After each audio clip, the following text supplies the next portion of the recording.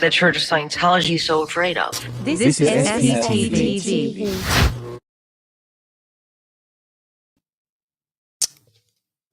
Good afternoon, everyone. Thank you for joining us on this live today.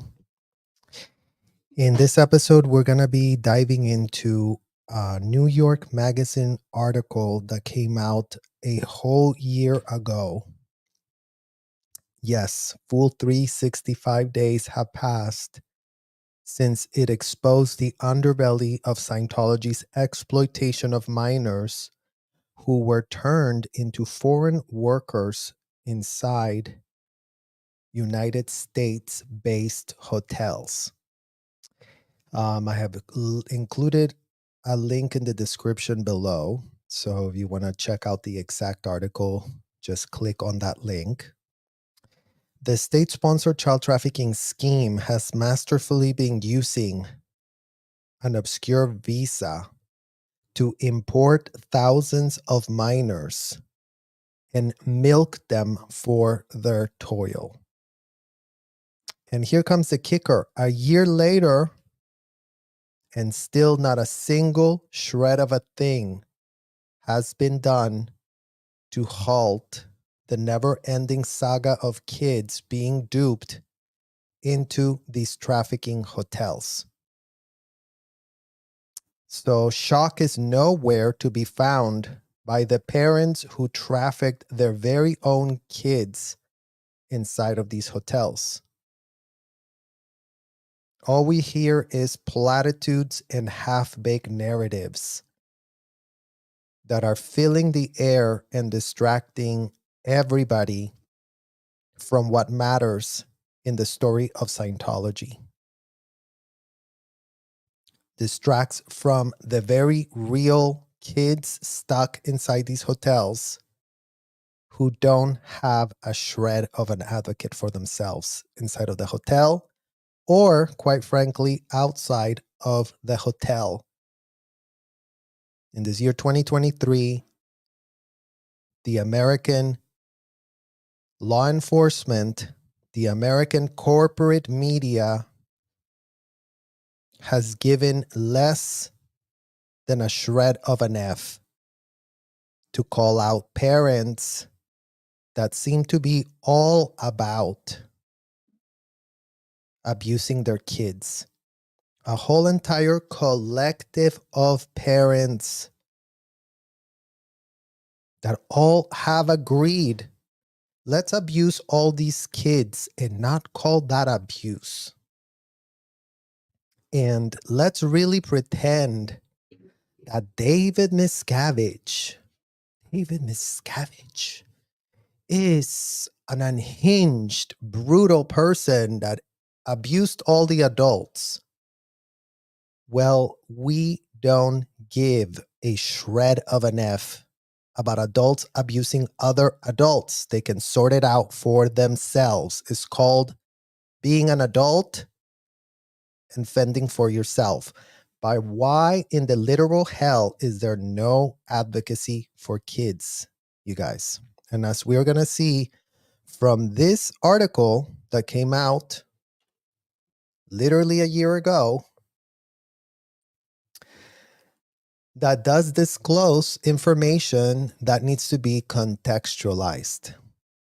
It really does do that. So let's start here. How Scientology exploits foreign workers. The church has used an obscure visa to bring in thousands of laborers and benefit from their toil.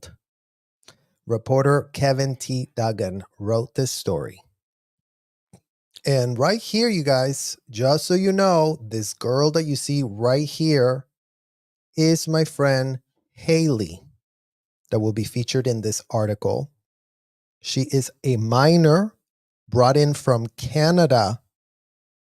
So when we say that these people were having us do disgusting, unthinkable construction work to really,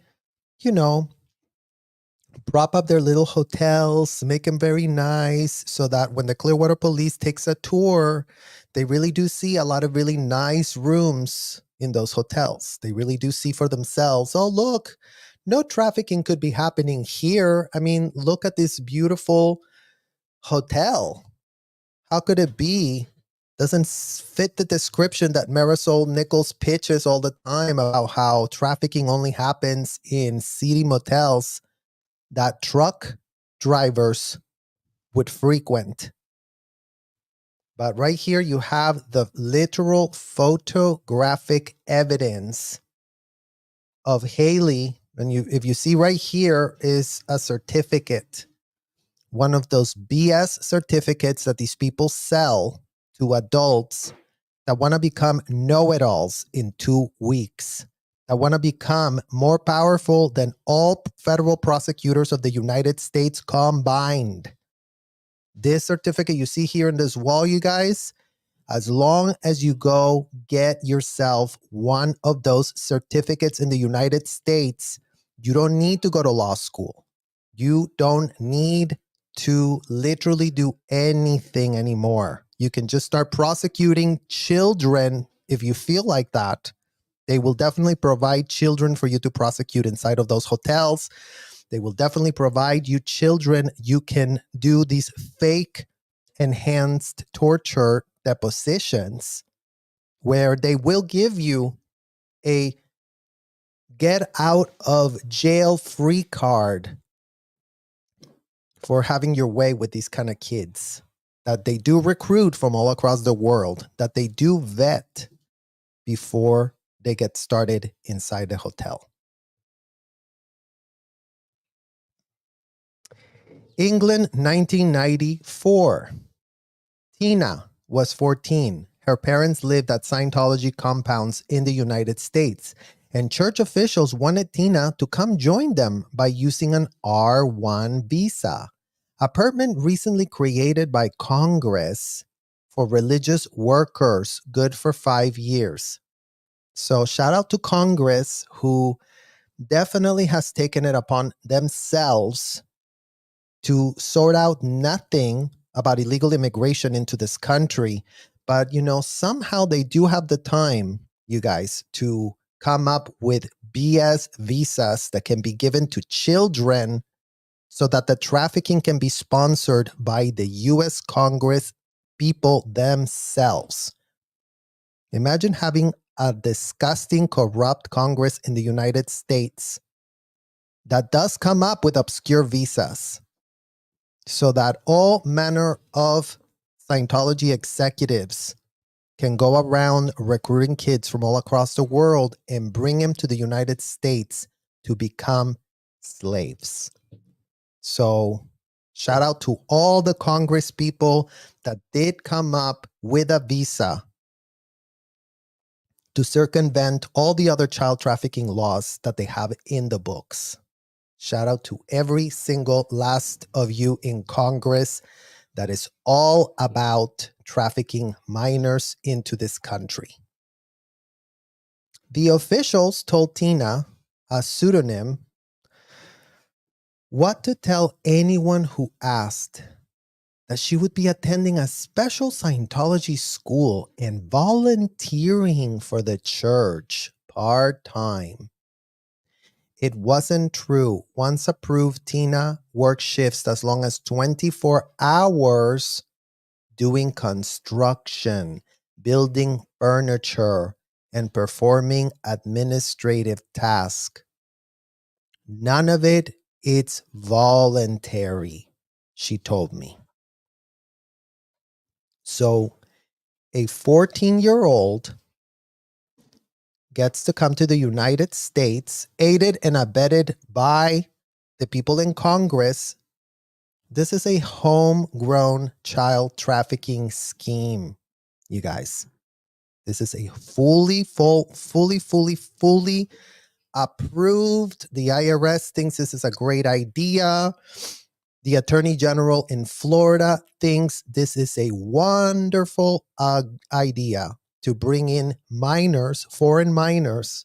I mean, as much as Governor DeSantis goes on rants and raves about how we really are going to stop the illegal immigration in Florida, well, don't you worry about it.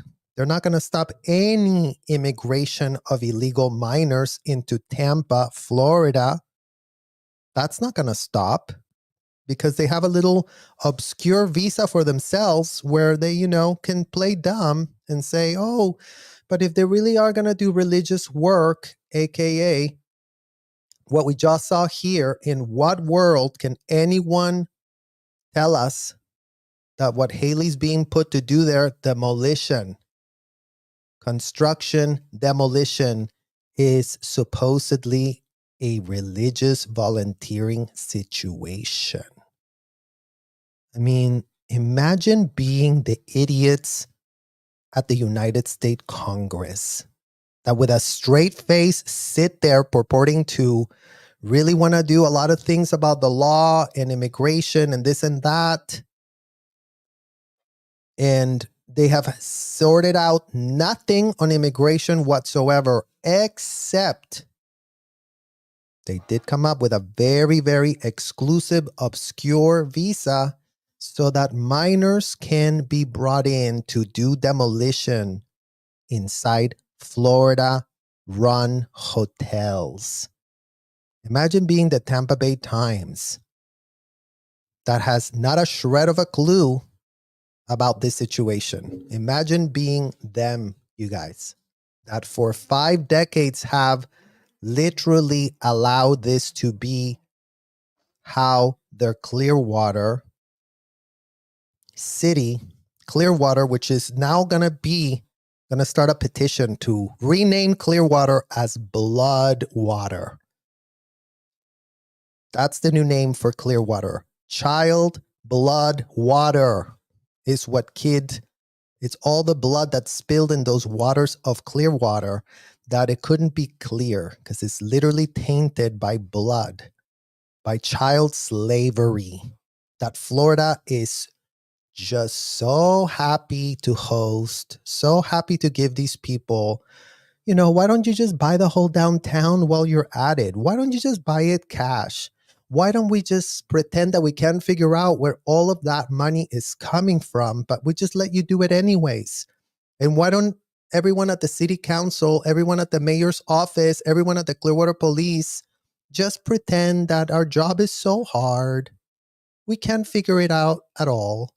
Can't figure out anything in Clearwater, you guys. Nothing they can figure out except, all the facilitations to abduct kids worldwide and have them doing unthinkable, disgusting demolition labor.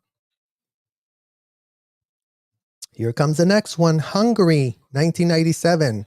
Attila Zonkoli, then 21, was getting as many as 5 calls a day from Scientology officials urging him to come to work for the organization in the US.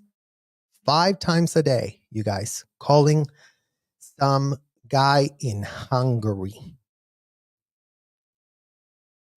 He finally agreed, and to help him pass his interview, the recruiter shared a psychological profile of the person who would screen him at the US consulate. Isn't that great, you guys? That Glenn Stylo from OSA has such a hookup in the consulate.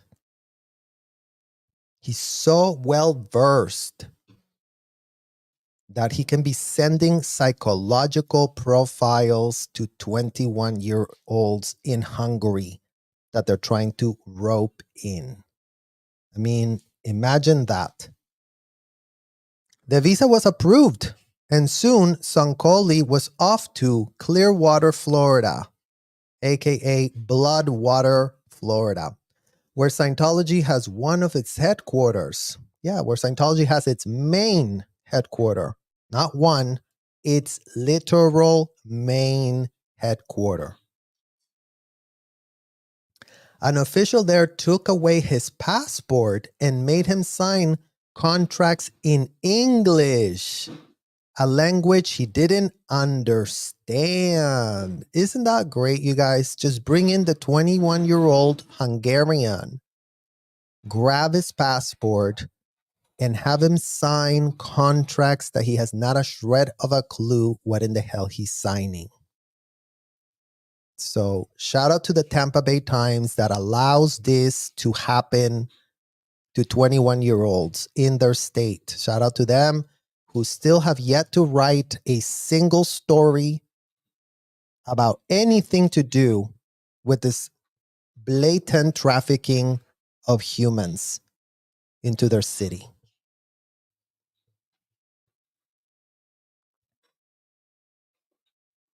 Sonkoli saw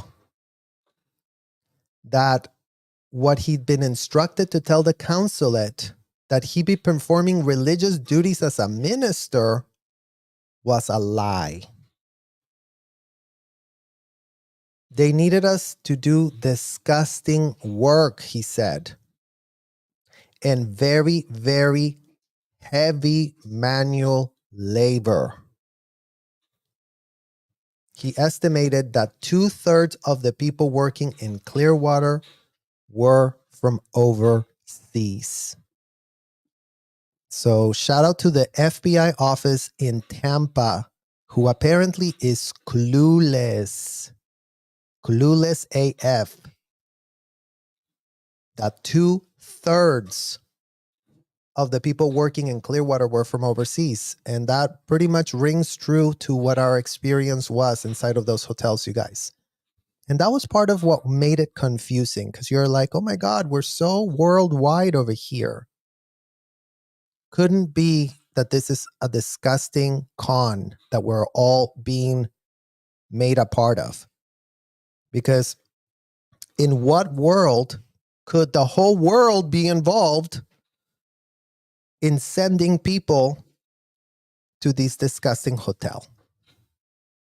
So the fact that we were also international, people from Hungary, people from Australia, kids from Canada, kids from France, kids from Switzerland, kids from all over the world were showing up.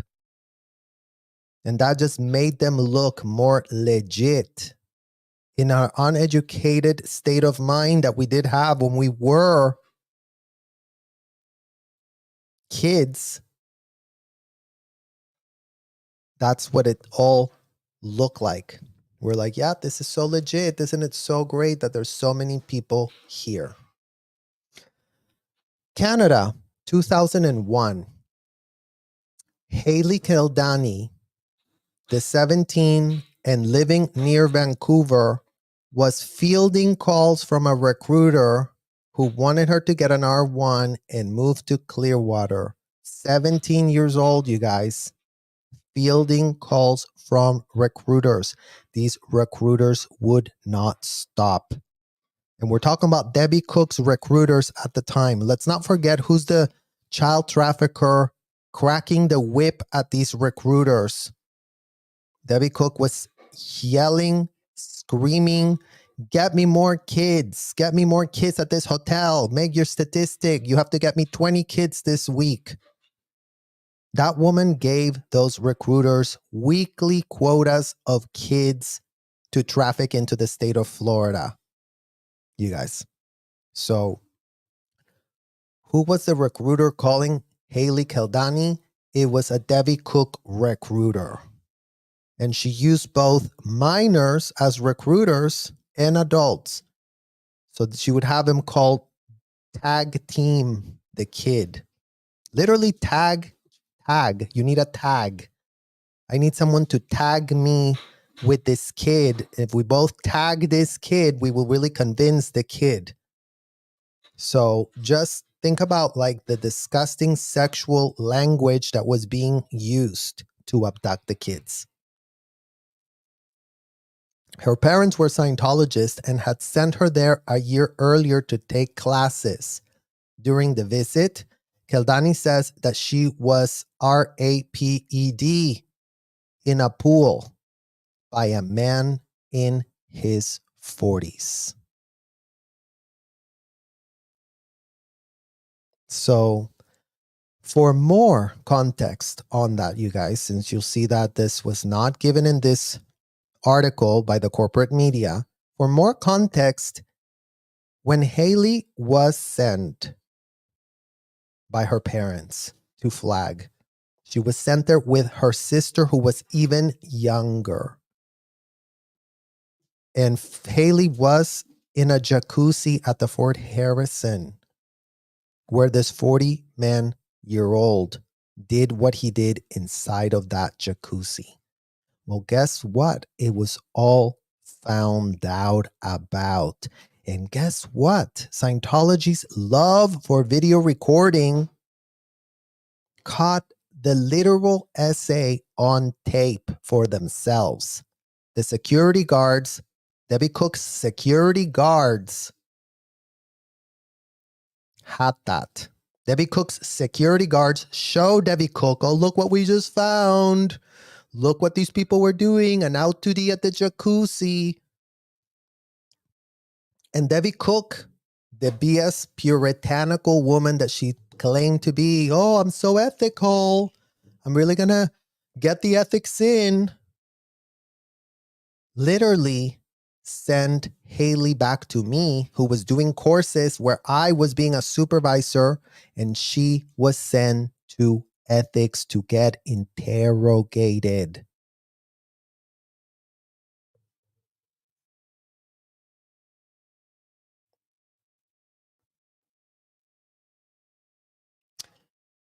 So church officials had made her take responsibility and punished her. So Debbie Cook and her security chief, Paul Kellerhouse, that watched her get essayed inside that jacuzzi, that had it on tape. So there's not a shred of plausible deniability that Debbie Cook can claim to be like, oh no, Serge, I had not a shred of a clue. She watched it on video. She literally watched it on video as it happened. A spokesperson said that there was no report of rape to the church. Quote. Imagine that, you guys. Imagine there was no report of rape. Never mind that there was a report that was given to me. Her supervisor. I had the report. I was given the report. I was told to send that student to ethics. She needed to go get ethics. So, in what world can this woman, whoever wrote this statement, there was no such report of our APE to the church, to the child trafficking hotel, there was a report. So maybe they're just playing dumb since they know they are no church, since they know they're nothing but a bunch of child traffickers from hell. Maybe they put out this false statement given to the media, who, unfortunately, this reporter gave not a shred of pushback, you guys. Unfortunately, the New York Magazine went with the lie. Oh, so you said there was a report, and you said there was no report, and you said it happened, and you said it didn't? Well, you know what?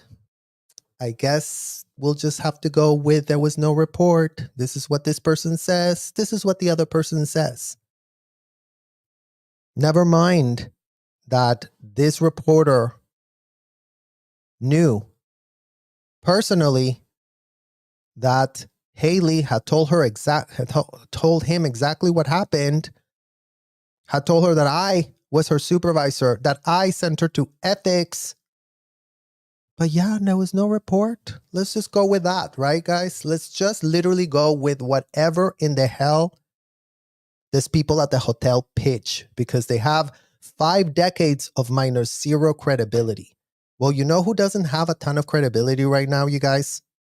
The corporate media, who from one side of their mouth is like, oh yeah, we really care about foreign workers being exploited, but we don't care about doing any pushback, because their legal departments of the corporate media start having connection fits anytime they can smell that they maybe could be I don't know, sued. Apparently it's very top priority for multi-million-dollar corporate media outlets to just cover their ass. Literally, that's all they care about. They care about monetizing on stories and then covering their ass. Those are the two modes. Can we cover our ass? Can we monetize? Can we cover our ass? Can we monetize?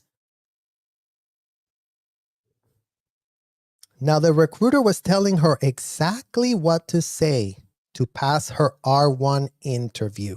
After getting the document and entering the US, Keldani was taken to do demolition work at a property the church owned. And again, you guys, like, the church,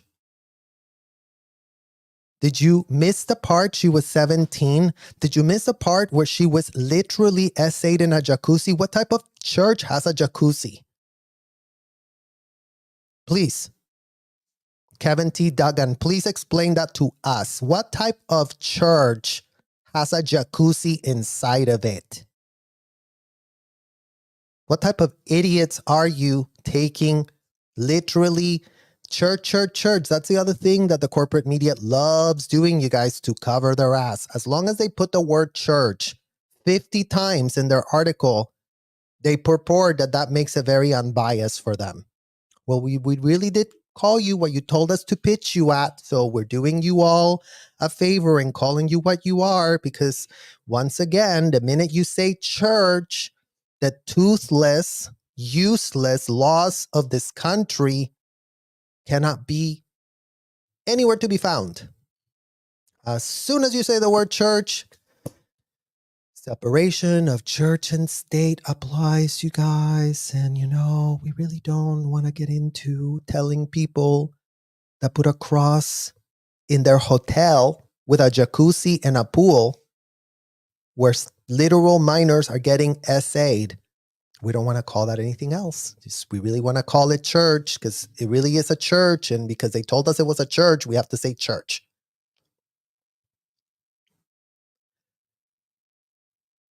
Several men were struggling with a heavy roll of industrial carpeting, and they handed the job off to Keldani and another girl.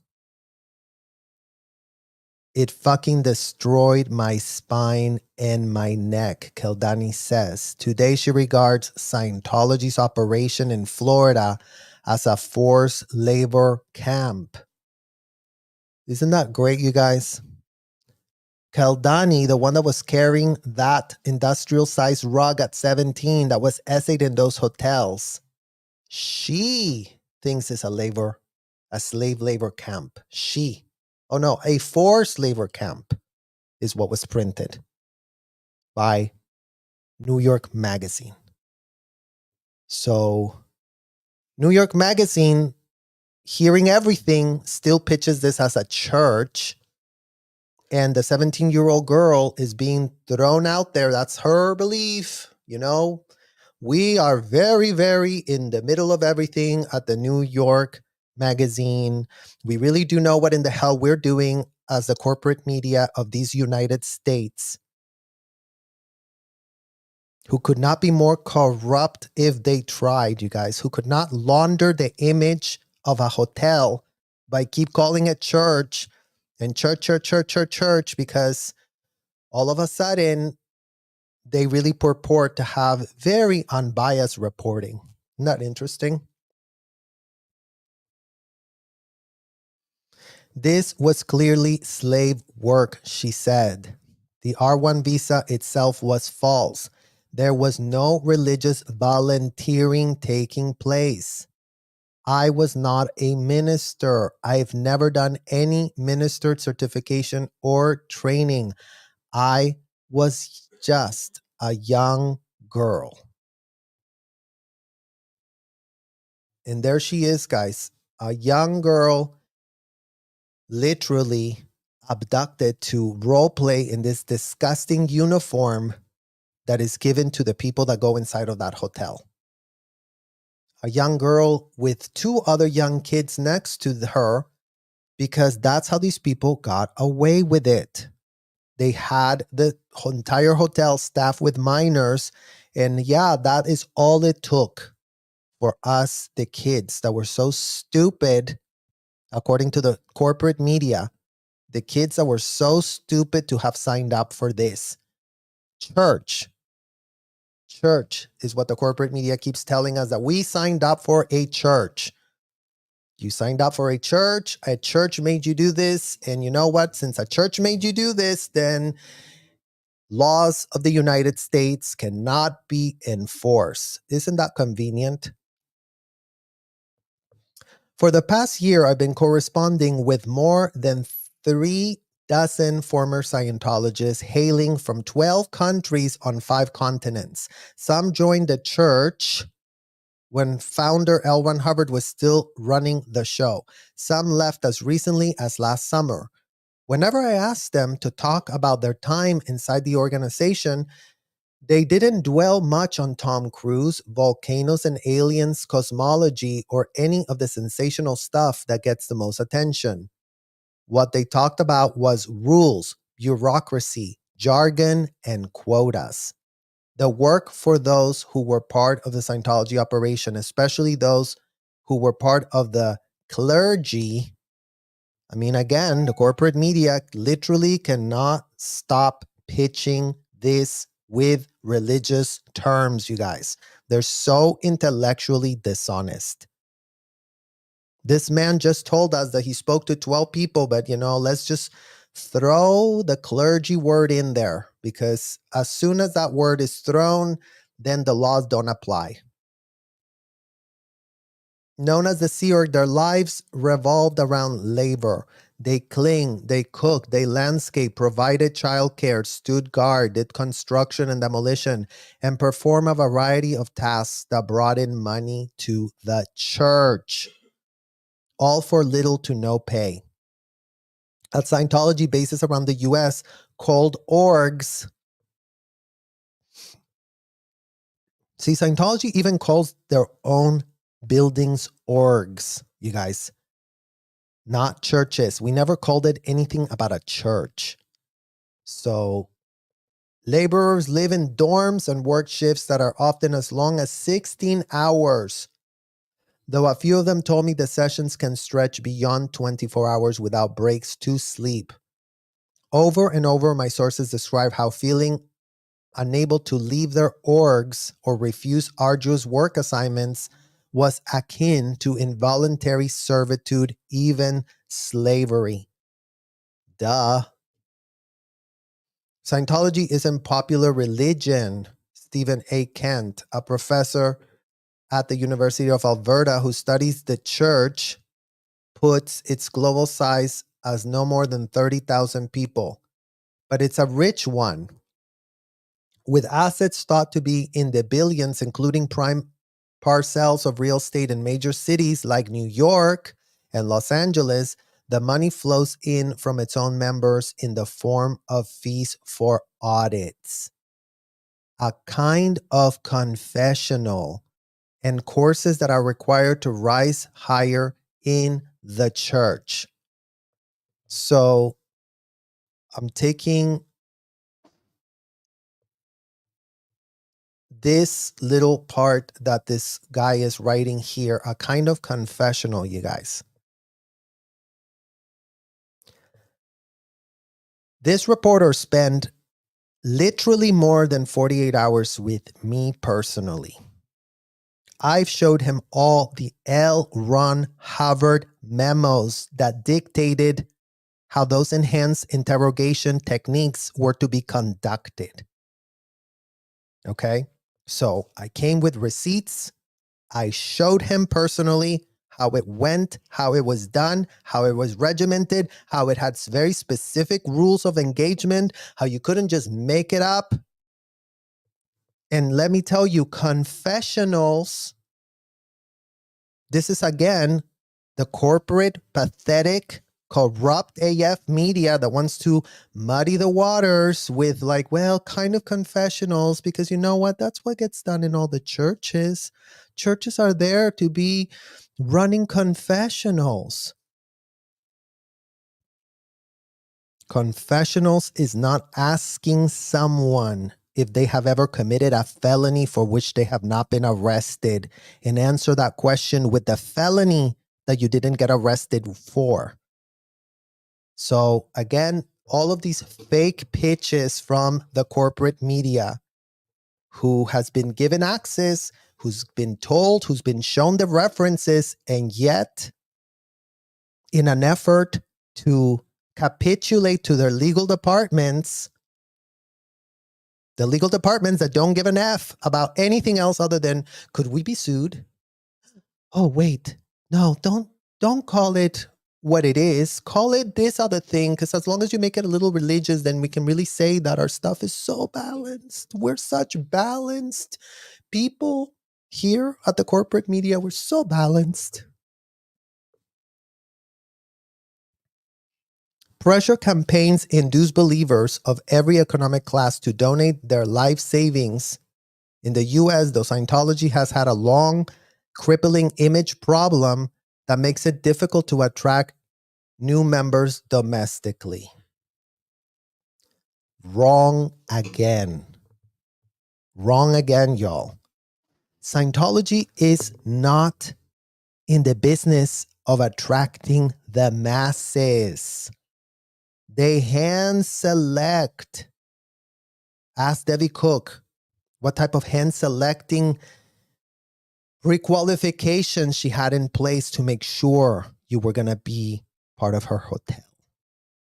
So this idea that all of these idiots go out there and go, oh yeah, they really want to save the world and grab 1 million people. They don't want 1 million people. They want people with money. They want people with children. They want people that are egocentric and narcissistic that will buy the pitch that they're selling.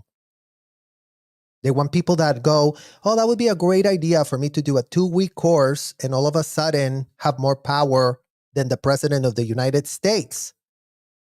How much do I have to pay for that? $4,000? And then I'm an ethics specialist person and I can just literally practice medicine without a license? Where do I sign up? Oh my God, that sounds great. That sounds amazing. But guess what, you guys? The pitch of Scientology is not mainstream. That's what all these pathetic people are putting out there. Oh, they really want to save everybody. They want to clear the whole world. BS. You don't go inside of that hotel unless you pass their psychological profiles that really do. That's the only thing these people have that works for them. They've had very good psychologically profiling things where all manner of disgusting, self-entitled, degenerate, abominable, narcissistic AF people that do buy the pitch that in 2 weeks they're going to be know-it-alls, that in 2 weeks these hotels, you're going to be able to run whatever in the hell you want. So this idea that they're really having a hard time recruiting domestically, you guys. Oh yeah, whatever. This is a millionaires club. They don't need numbers. They just need millionaires. They got plenty of millionaires because the millionaires, trust me, the millionaires love how much they get cradled and canoodled by people like Debbie Cook. They just love it. They love having child as slaves for themselves. They love it. They think it's amazing. They think it's wonderful. They see all these children around the hotel. We already did that tour about the hotel where Debbie Cook took you guys all through her hotel, where every single other station was filled by a minor. So again, this pathetic idea that they really are a legit operation trying to save the whole entire world could not be more stupid. And the corporate media could not be more gullible, naive, and minus zero critical thinking skills for themselves.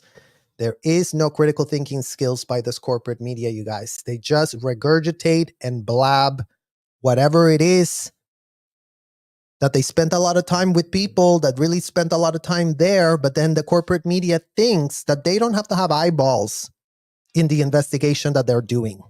Because you know what? Eyeballs inside the hotel would cost the corporate media a ton of money. Oh no, we don't want to invest that much money into that story. I mean, just go and talk to whoever you can that did go there, and then we will decide how we will pitch this. Because we at the New York Magazine know what in the hell we're doing. Grifting. That's what the hell it's called, you guys. You don't want to invest the eyeballs inside that did get enslaved on minors that did get tortured ad nauseum. Fine, don't take our word for it. Go there your damn selves. Why is Reckless Ben, a YouTuber, the only person in the entire universe that has gone inside these hotels with a pair of Google glasses, you guys? One YouTuber. Where's the corporate media with the YouTube glasses?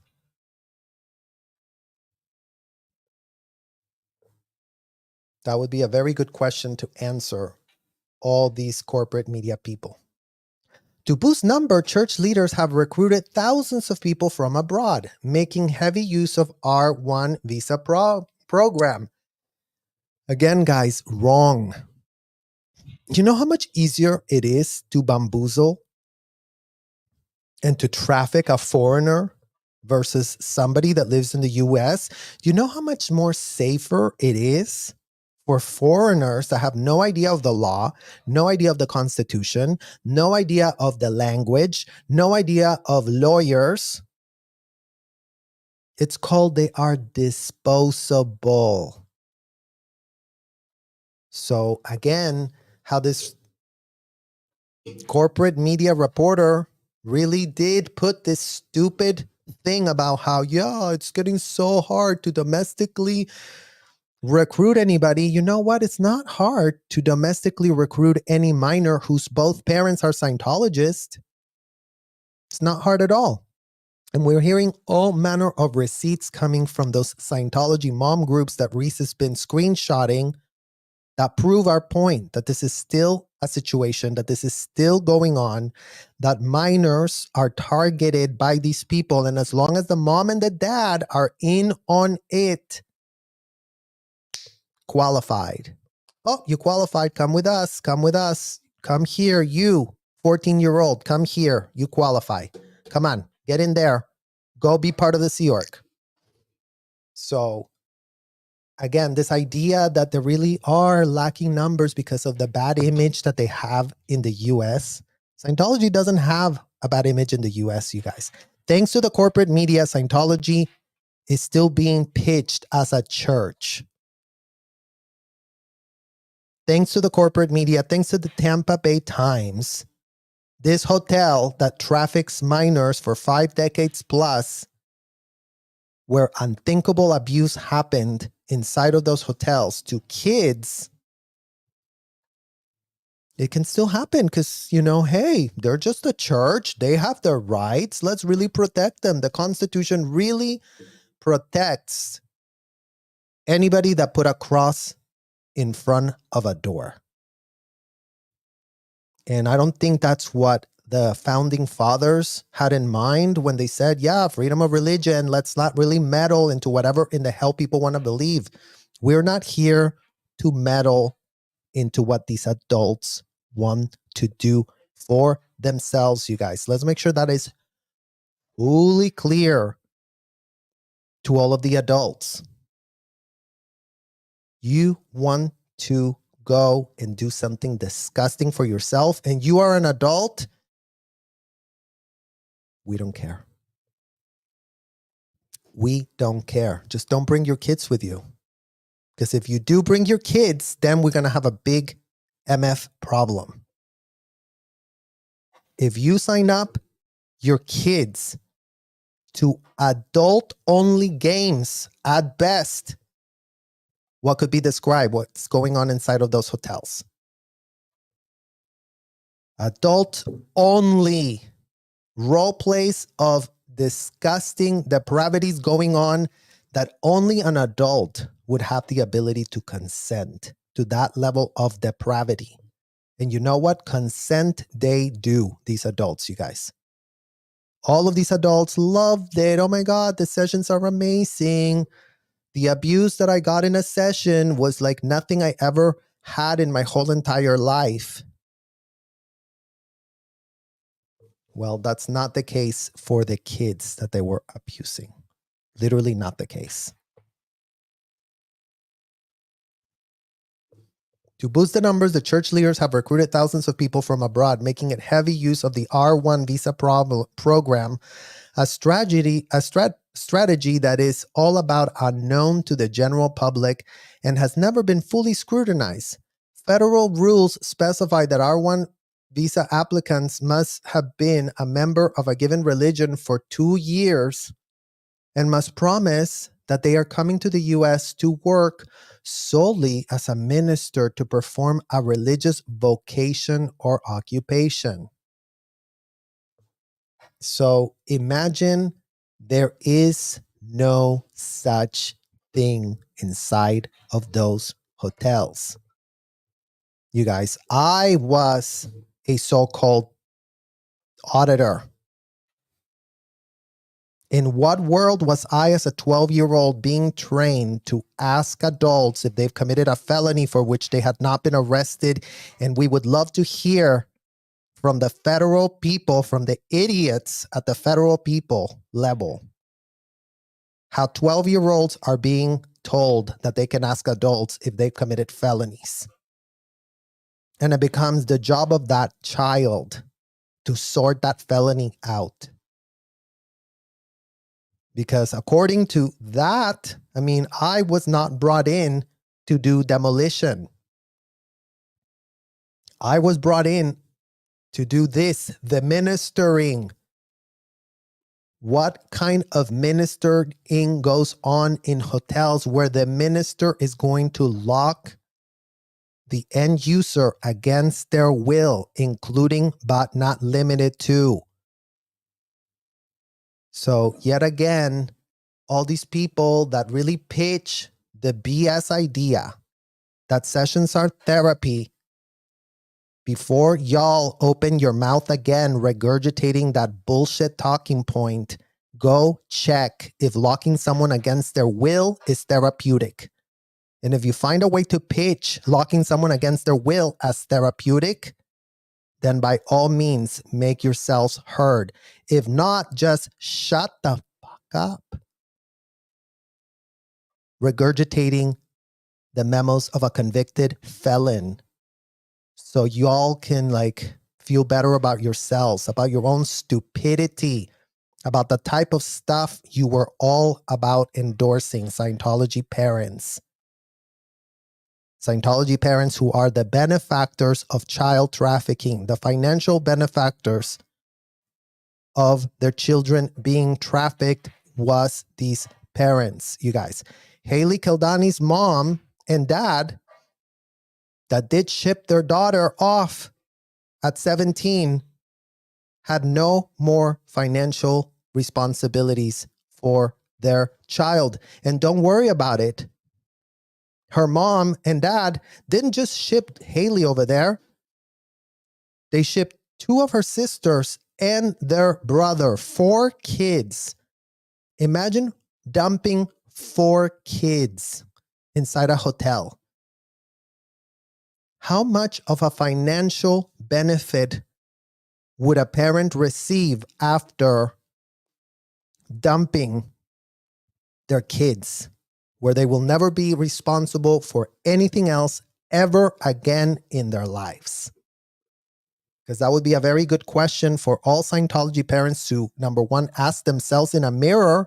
Number 2, write a little letter to Debbie Cook and check again what type of contract y'all were signing with her, with Debbie Cook. Because 4 kids that these Canadian parents sent over, their kids, dumped them in a Florida place for supposed ministering whatever. Haley was doing demolition work. Her brother was in charge of renovations, demolition work. Greg is his name. Her two other sisters were so young, they never could even graduate the EPF for themselves. And the EPF is more renovations, more unthinkable demolition work, more slave work. So 4 visas that were all full of BS. Just in one family, you guys. And again, Haley's family represents a scintilla of the problem. How many more families do you all think did the same thing with their kids? How many more parents made deals with Debbie Cook? Well, Debbie Cook was added every week.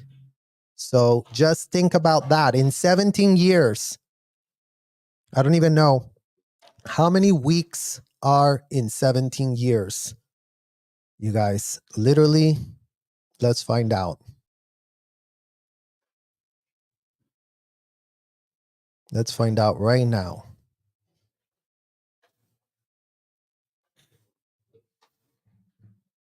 Approximately 884 weeks that Debbie Cook recruited minors for herself.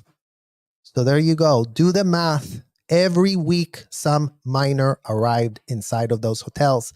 So for 884 weeks, Debbie Cook recruited minors. So you can all now start literally connecting the dots of the astronomical amount of fraud that woman is getting paid to shut the hell up. Just think about that for a second. How many minors did Debbie Cook recruit inside these hotels where they were essayed, just like Haley just told us here? She was essayed inside a jacuzzi. But we're still talking about ministers? Like what? What kind of jacuzzi is inside of a church? Please, by all means, anybody that can make that make sense to us, we would love to hear that because it literally makes us want to vomit.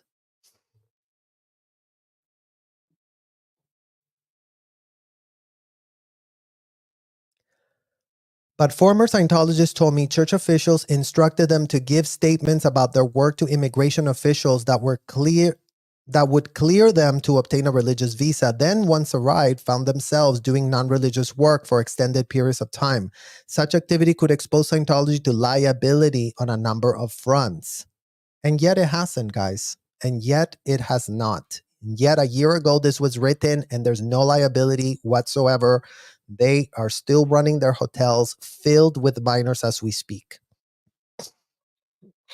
If a person is being hired to do administrative work and was coached to pretend that it's a religious in nature, then that would be fraud, says Michael Wilds, an immigration expert who served as a federal prosecutor in Brooklyn for 4 years. Wilds singles out the line rehearsing and the rote memorization exercises that Tina, Sonkoli, Keldani, and other workers told me they engaged in with Scientology officials ahead of their visa interviews. If they were making sure that the individuals stayed on message, then that would be acceptable conduct. But if they were charging them to say things that were just not truthful, that would be actionable. He says, according to Wilds, even if some of the workers went on to perform ministerial work for Scientology, that does not bear on the secular, physical, and manual labor they perform. There is no window of time where you can be doing menial stuff for a year and then get a religious content, he says. It has to be religious content from the beginning. Other former prosecutors agrees. We're talking about people who were bricklayers and scrubbing toilets and things like that. Those are not religious functions. Those are not religious jobs, not at all, says Theodore J. Murphy, a former prosecutor for the Department of Homeland Security. The individual who's coaching them to do that could be involved in a conspiracy, which is also a criminal charge. So isn't that interesting, guys, that They were involved in a conspiracy, a criminal charge. And never mind that this federal prosecutors are, really trying to pretend that ministers, like, as long as they would have come in and been put to audit others, as long as they would have come in to go practice law without a license in the United States after completing a 2-week course, then the religious visa would have applied.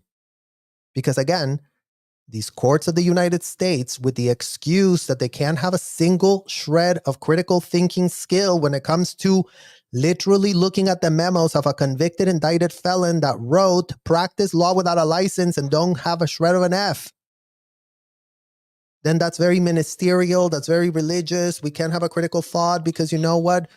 It's a great idea to lock up children inside hotels and ask, have you ever done anything sexually perverted with children? On the question, have you ever done anything sexually perverted with children? Has anything been suppressed? On the question, have you ever done something sexually perverted with children? Has anything been invalidated? On the question, have you ever done something sexually perverted with children? Is there anything you're being careful of? On the question, have you ever done something sexually perverted with children? Has anything been nearly found out? On the question, have you ever done something sexually perverted with children? Has anything you failed to reveal? On the question, have you ever done something sexually perverted with children? Has anything been noticed? On the question, have you ever done something sexually perverted with children? Has anything been protested? On the question, have you ever done something sexually perverted with children? Has anything been abandoned? On the question, have you ever done something sexually perverted with children? Has anything been misunderstood? So if a child is asking those questions inside a hotel, then that's very ministerial, that's very religious, that's very R1, that has nothing to do with fraud. It's all very great to do that in America. It's all wonderful. It's all amazing. And hallelujah, praise the Lord. L. Ron Hubbard, the indicted, convicted felon that he was. So you just saw me literally saying those words. What do you think I was doing all day? What do you guys think I was being forced to do day in and day out? Video recorded, transcribing. I checked that question. Here it is. Oh, look, here's the worksheet, and you had to literally go like this, you guys. Have you ever had perverted sex? Oh, it didn't read on the e-meter machine, so I put a little X. But then when I said, because you didn't ask them once. You had to ask them in various ways, because L. Ron Hubbard told us that, people would have to be really restimulated. Like, he even told us, like, oh, they're not going to just offer up if they've committed a crime. So it's your job to really, like, press. Are you suppressing any perverted sex you ever done in your whole entire life?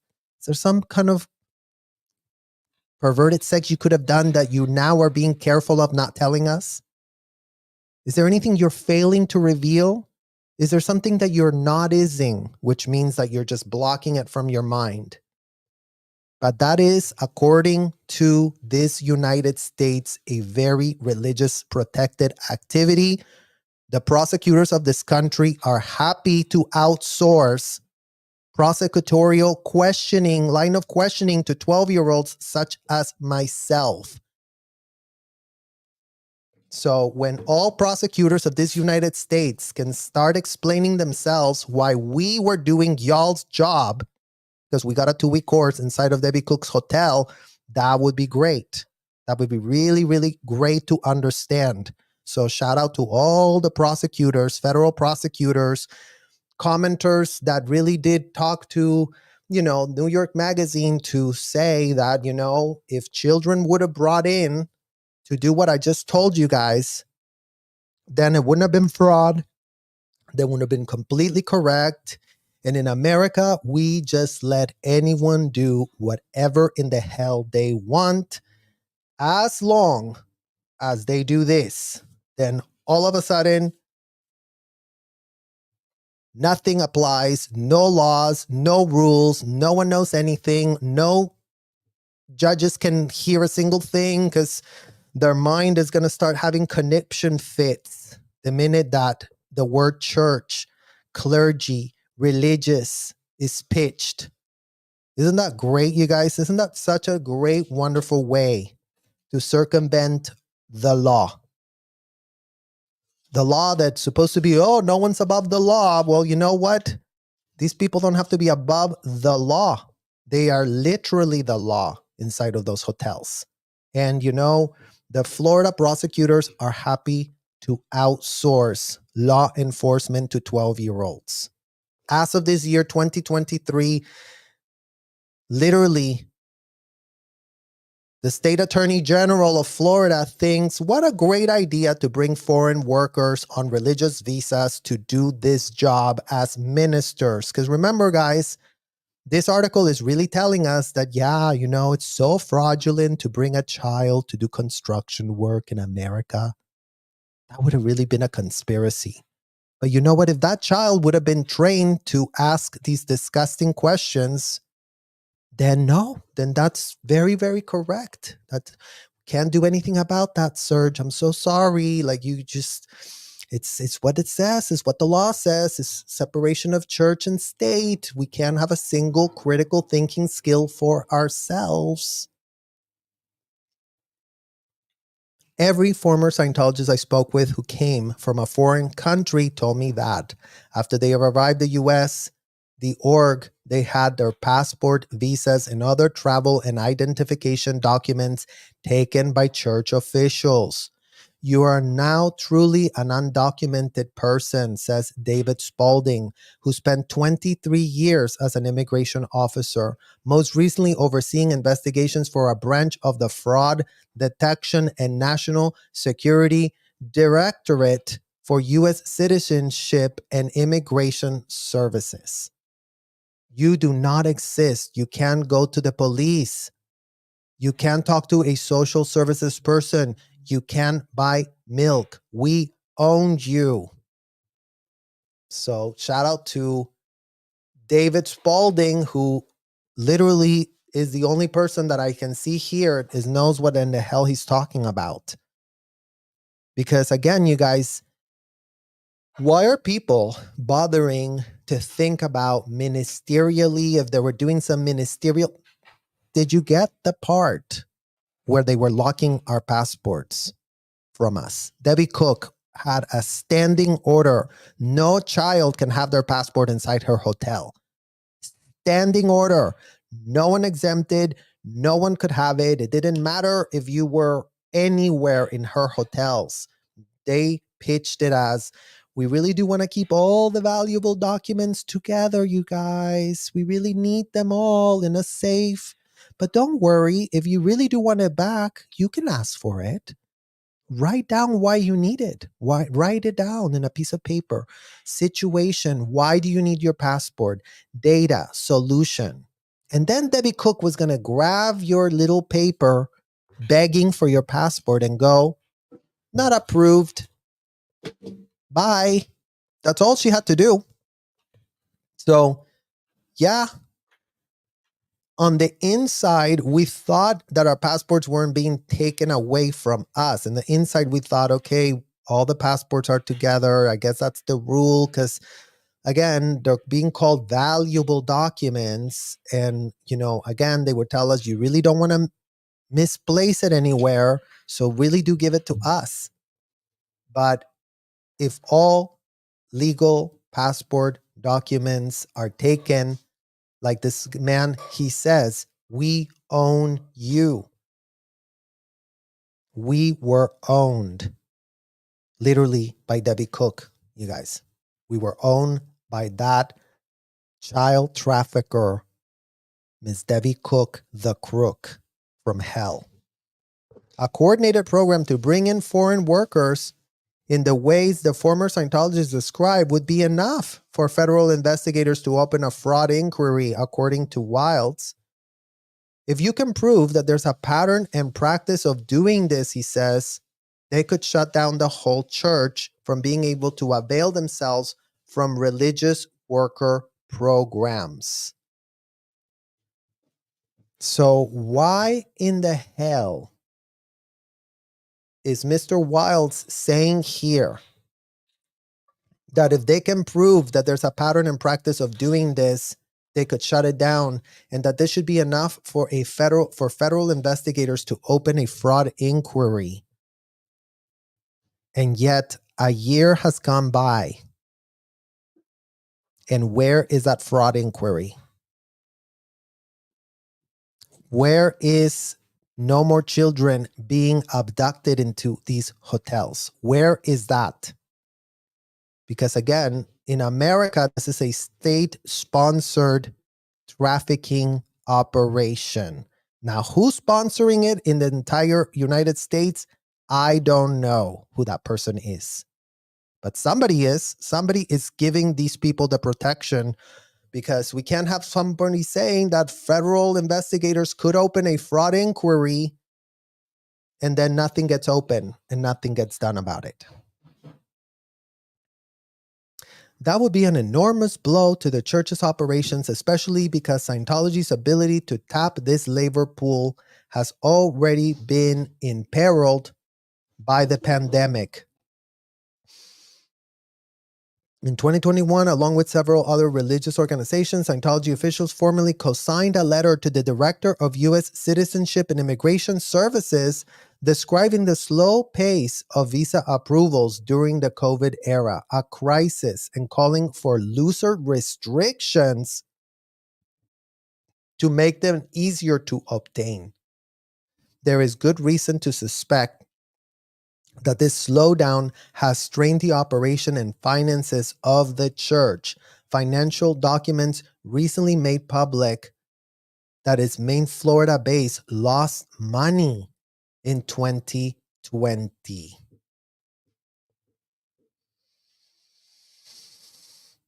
Karen Powell, a spokesperson for Scientology, said by email that the organization strictly complies with U.S. immigration policies and works directly with Immigration Counsel to ensure compliance with the immigration policies and regulations of the United States.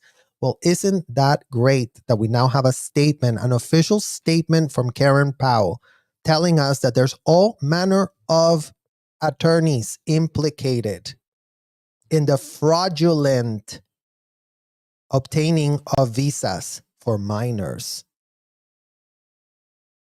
So shout out to all of these attorneys that have definitely taken it upon themselves to build a client-attorney relationship with Scientology. Because which one is it? Are they abiding by every law and rule, you guys, or are they violating it? Why are they having 17-year-old girls do demolition in their buildings? Karen Powell. But again, you guys, all it takes is for these people to put up a false statement and get not a shred of pushback from the corporate media.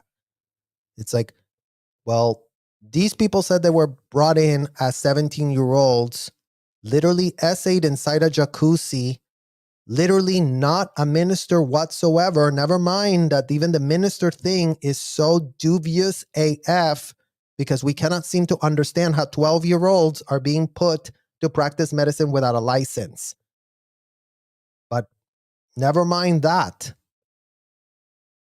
Karen Powell can just write whatever in the hell she wants, and the legal department of the New York Magazine is not going to have any shred of pushback. They're just going to go, okay, Karen Powell said yes, Karen Powell said no, whatever. Oh, well, here you go, guys. Click on our thing, you guys. Really read it. Our advertisers really love that we put out these stories that really going to make a big difference. We really need to make more money at the corporate media. We really are pressed for money, looking for ways for us to make money, money, money, money, many, many, many, many, money, money, money, money, money, money. But let's not invest any money ourselves. She added that my sources were liars, engaged in a coordinated and premeditated conspiracy to level false allegations. Isn't that interesting, you guys? The people running the conspiracy are projecting that we, the ones that were abducted as children inside of their disgusting, despicable child trafficking, abusing hotels, are leveling something against them, as if we wanted to waste our time anymore. As if we would literally want to be speaking about this disgusting people. The only reason it's still being spoken about, Karen Powell, is because you got kids locked in your MF hotel. So get that through your thick skull, and all of the OSA people that are watching these videos, get that through y'all's thick AF skull. Y'all are involved in racketeering. Go look up the word racketeering and then use it in sentences. Go look up the word criminal conspiracy and use that in sentences. Go look up the word felony and then use that in sentences. And when you're done clearing those three words, write an essay. And then pitch how you're not involved in a criminal racketeering, felonious conspiracy, abducting minors from all over the world to do y'all's disgusting, dirty bidding, pitched by a convicted, indicted felon. That's all. That's all we need.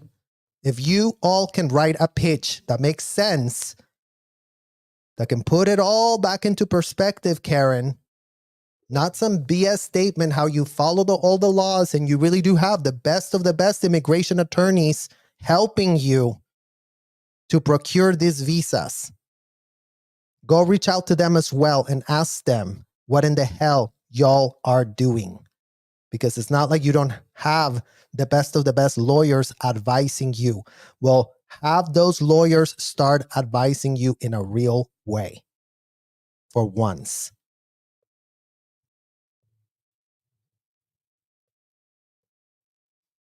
Scientology has successfully defended itself in court against allegations of worker abuse before.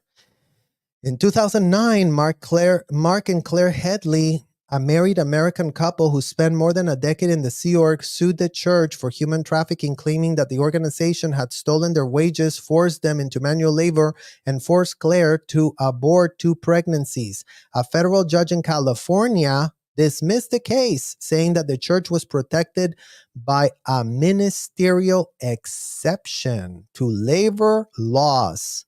The Ninth Circuit upheld the ruling, writing that the Headleys could have left the religion at any time, and that the statute that they sued under, the Victims of Trafficking and Violence Protection Act, pertained to transnational crime.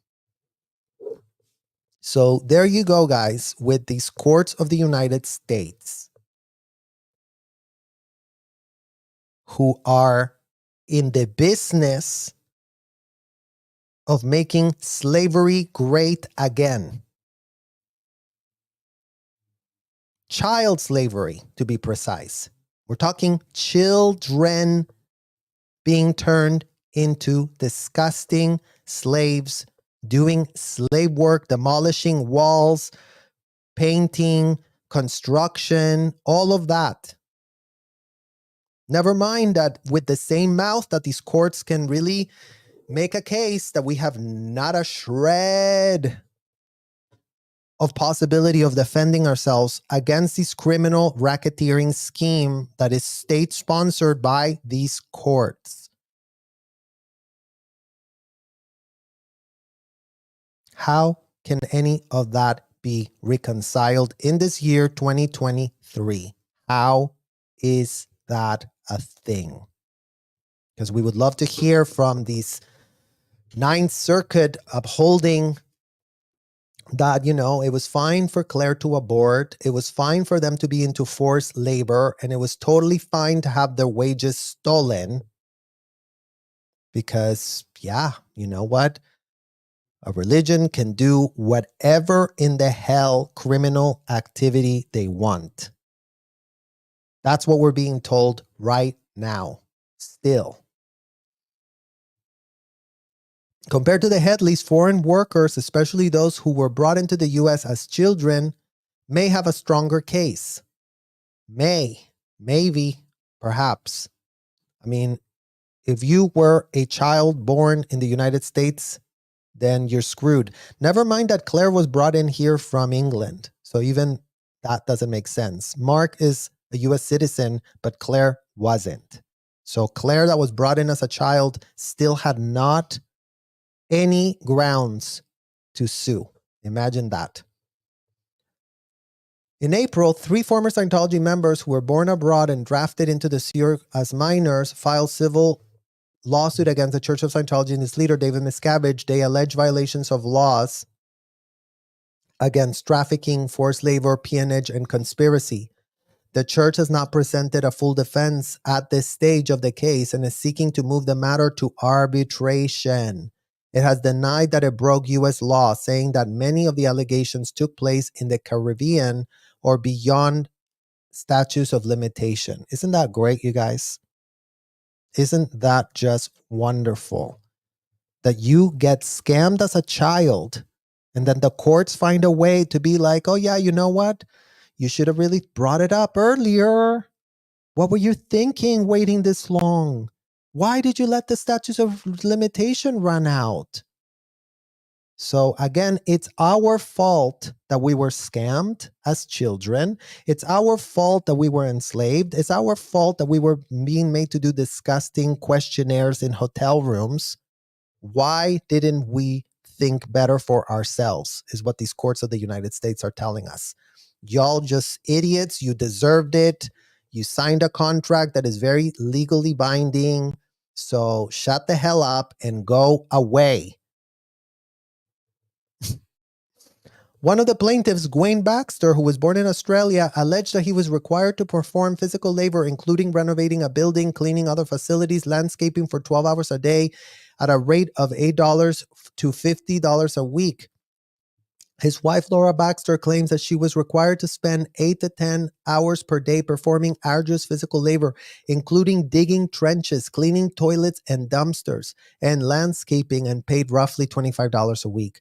The third plaintiff, Valeska Perez, says that church officials made her clean the premises for 12 to 18 hours per day, including requiring her to climb into and scrub a garbage dumpster with toxic chemicals without protective gear. Her weekly pay, she says, was $15.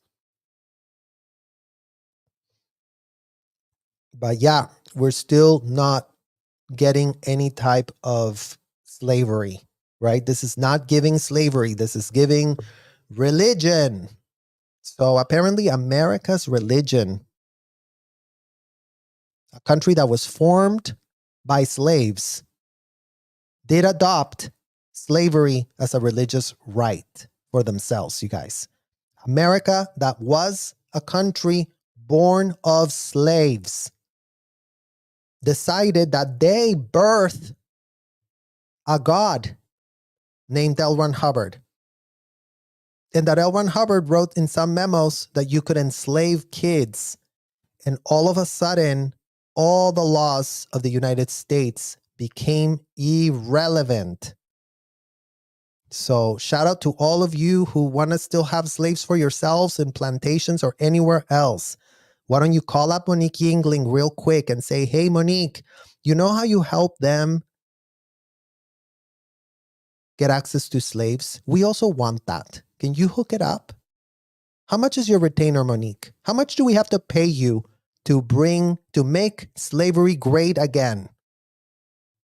How much?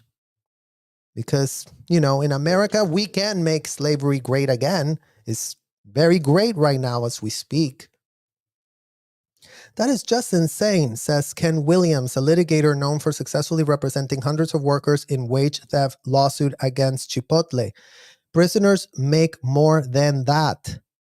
Hear that, guys? Prisoners make more money than we were making for ourselves in the Sea Org. So we were literally the scum of earth. Lower than prisoners is what we were as children working for these people. How much value Scientology derived from immigrant workers is a matter of conjecture, relying on a significant number of variables. How many hours per week they worked, how many years, at what nominal pay, and so on. But labor lawyers specializing in wage theft cases do attempt to make such calculations. Four of these experts, Nicole Hallett, the director of immigration rights clinic and the University of Chicago Law School, Daniel Costa, the director of immigration law and policy research and the Economic Policy Institute, David Cooper, the director of economic analysis and research network at EPI, and Williams agreed that based on the estimates provided by former Scientologists, CIS data, and tax documents obtained by sources over the past 30 years, Scientology's use of foreign workers has probably saved the church hundreds of millions of dollars and potentially more than 1 billion. And here you go, guys. More photos of kids doing the heavy manual labor. Literal photographic evidence that no one can play dumb about.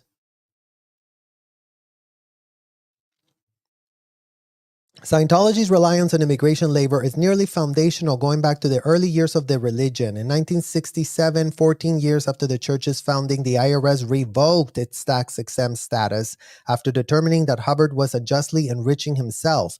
In response, he founded the Sea Org, sailing outside U.S. jurisdiction with his closest followers on a trio of ships. They hoped to spread the religious globally, getting people's minds to clear or becoming free of pain and anxiety.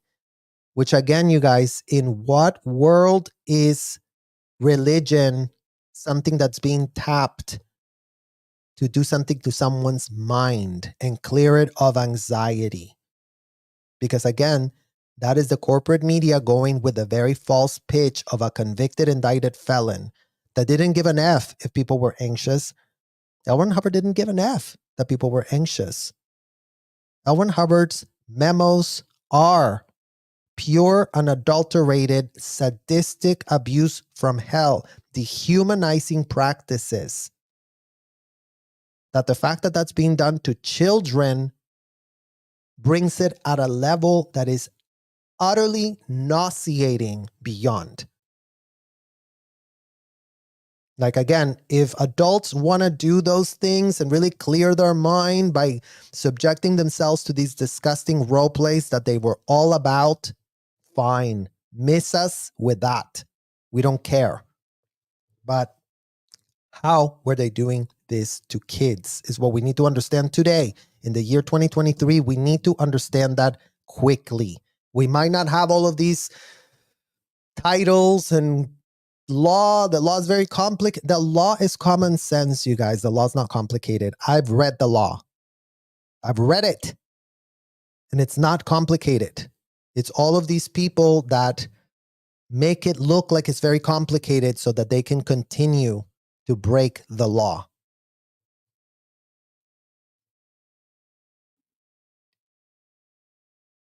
They hope to spread the religion globally, getting people's minds to clear, become free of pain and anxiety by inflicting pain. They're going to really become free of pain. But the voyage was an extended disaster, with foreign practitioners of the religion getting banned in the UK.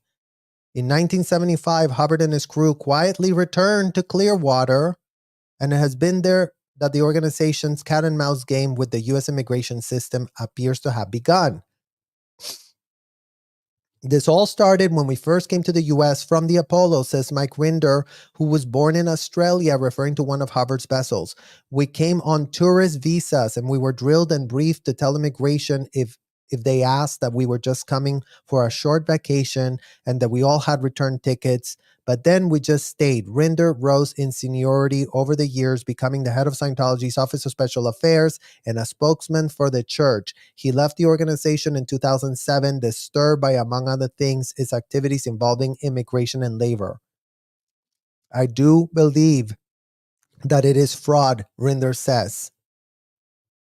After Congress created the R1 visa category with the Immigration Act of 1990, Scientology's leaders seem to quickly see its value. The permit rules hold that religious organizations are not obliged to pay R1 workers through what they usually have to provide some kind of non-salaried compensation. which can be just room and board, according to former immigration officials. Getting one of the visas invokes making relatively few financial disclosures to the government. They're valid for a long time, up to 5 years, and the holders has a clear path to some sort of other immigrations getting a green card. The Church of Scientology is sprawling, comprising hundreds of corporations and nonprofits, and different parts of the organizations embrace the R1 at different times. The Sea Org in Florida seems to have been the first, according to interviews with people, brought over and travel documents. By 1992, church leaders were evidently willing to go some length to ensure access to visas. That year, after a Scientologist visa application was rejected several times in Greece, OSA officials formulated a plan to turn the situation around.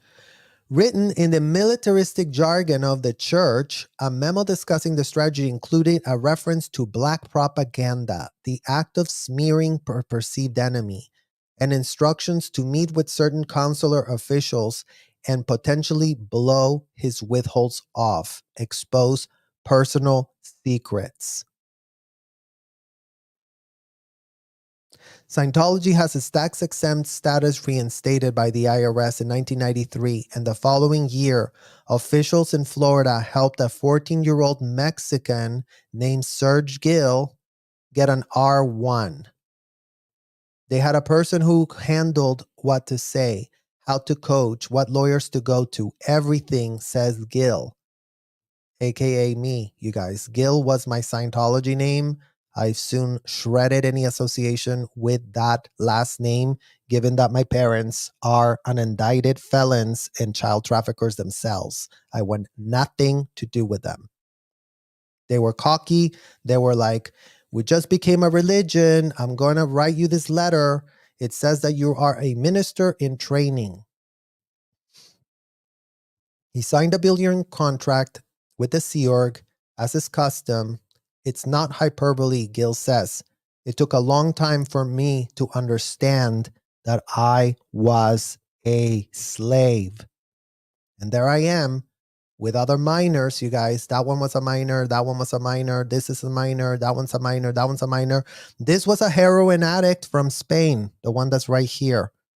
She was a heroin addict, a full-blown heroin addict that was made to be my therapist on that process that we were talking with Reese and Aaron the other day about routine 0A and routine 0B.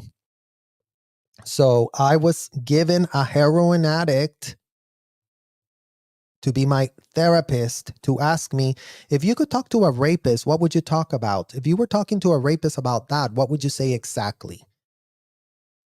If you were talking to a pedophile, what would you talk about?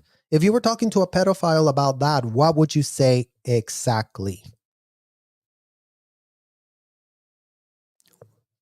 What would you be willing to have someone tell you about use condoms? What exactly would you like them to tell you about that? So this woman right here, Leonor de la Encarnacion, a Spanish woman that was a heroin addict in Spain and was then given a visa to come over here in the United States to abuse kids, is who this woman is that you see right here. Clearwater officials sent instructions on obtaining visas to its bases abroad.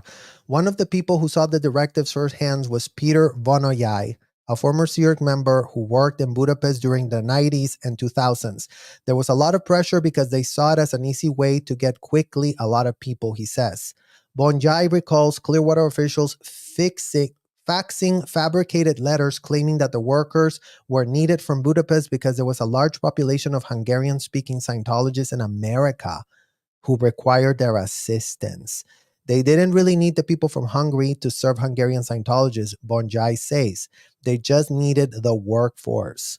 That was a cover story. After prospects sat for interviews with consular officials, Bonjai says that they would report back on the questions that were asked and what the answers seemed best.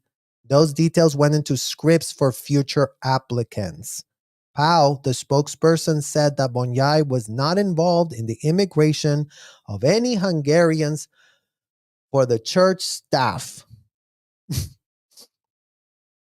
I mean, Clearwater officials instructed overseas orgs to focus the recruitment. The two were headhunting for very specific crowds, very specific people, says Krill, a member of Scientology from 2006 to 2018, who worked at the Moscow org. He asked that his last name be withheld. The people they targeted, he says, came from humble backgrounds, not English at all. No job, but no big obligation to their family. No credit card debt, no mortgages. Krill says that he was personally involved in efforts to coach visa applicants, helping them translate scripts that could memorize from English into Russian. The Moscow org also kept track of which consulates were easiest to get visas from. Moscow was considered more difficult than Vladivostok, St. Petersburg, or Yekaterinburg, and would sometimes send people to former Soviet satellite countries where immigration officials were perceived less exacting. Prospective workers were told that Scientology was a gateway to a better life, a path to fulfillment on a personal, professional, and spiritual level. Recruiters' pitches varied by target. Men might forge emotional relationships with young women. They would hit on young girls and make them fall in love with them because they were both hot, and get them in the Sea Org with the impression that they would date. One female ex-Sea Org member who worked at the compound in Florida and Venezuela told me. For another woman who says she came to the US from Canada about 13 years old, the pitch was education for a career in designing buildings. I joined on the promise that I would be immediately put into some kind of architecture program and have the ability of designing their buildings, she says. I bought it and it was complete lie. It was just slave labor. Recruits told me that they were shown pictures of nice living quarters and had no idea they would be working brutally long hours. Many of them thought they wouldn't be required to believe the tenets of Scientology. One of the big selling points that you can supposedly, at this completely not true, but be any religion and not be a Scientologist, says American former member of the religion who worked with recruiters in California. After reality hit, some disappeared or tried to. The American who worked in the LA described witnessing church officials post people at the nearest train station to keep an eye out for anyone trying to leave. They knew that this country, they were new to this country and they had no idea what was happening. Russia, 1999. Ekaterina Tikhonova, 11, and her mother, and Ekaterina is Katrina Reyes. And you guys can look at that interview that we did with her last week, I believe. She was 11. Yelena were living in freezing and prospectless Siberian city of Bernal. Her grandmother had converted to Scientology while on a trip to Florida a few years earlier, and she pushed her daughter and granddaughter to join the religion as a way to attain prosperity. She sold us the American dream, Tikhonova says. Just the thought of going from Siberia to America sold right then and there. Tikhonova's meetings with the U.S. immigration officials was the end of the summer of the U.S. Embassy in Moscow. In the days before the appointment, her grandmother coached her and what questions she would face and how she was to answer, specifically regarding whether she would be likely to leave the U.S. when the visa expired. She wasn't acting like a grandmother. She was acting like a Sea Org member, Tikhonova says.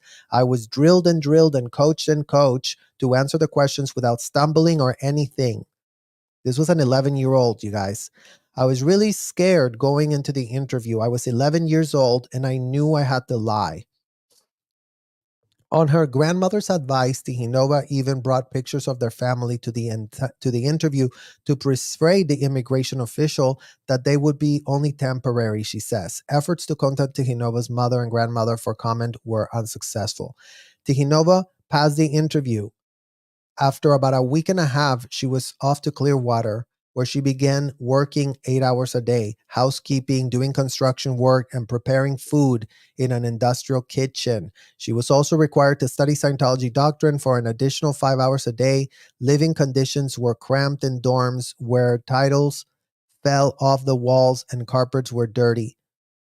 At first, she said, and the mother shared a room and a bunk bed, and then her mother became a Sea Org member and they were separated.